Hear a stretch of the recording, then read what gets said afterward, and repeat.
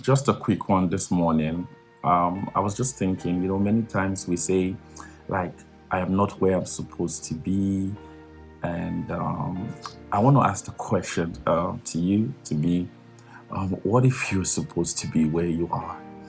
Many times we just have this grandiose opinion about ourselves and where we should be. And sometimes God is saying, hey boy, hey girl, you're supposed to be where you are.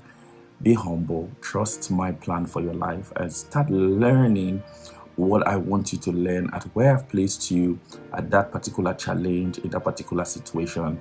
Come on, let's look at the life of Joseph. When he was in the prison, I don't think that he thought under normal human circumstances, a young boy of that age in prison, that is not where he was supposed to be.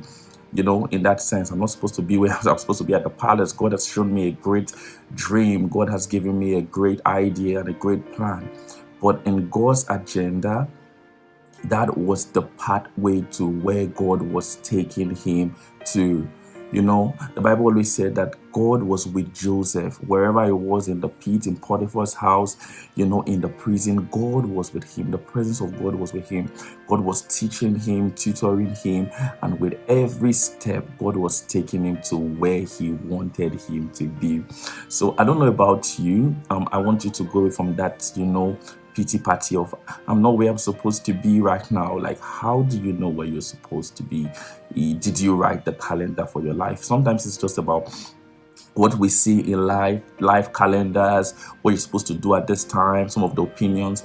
I was writing on my status today that sometimes there is that grandiose opinion that we have of ourselves when we see plans, and God reveals these plans to us. He gives us these ideas and all of these things.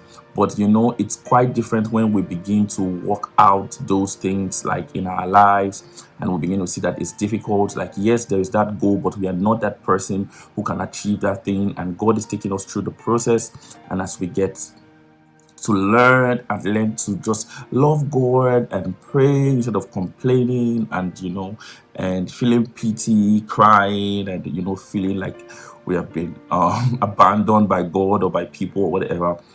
You're where, as long as you're with God, you're where He wants you to be. The situation may not be pleasing to your flesh, but you must learn to work with God. So I want to just talk to someone. I know there's a point whereby the person is living in sin and all of those stuff, where God wants them to be. But about timestamps and life, like, I just want to post the question that what if you're actually where God wants you to be?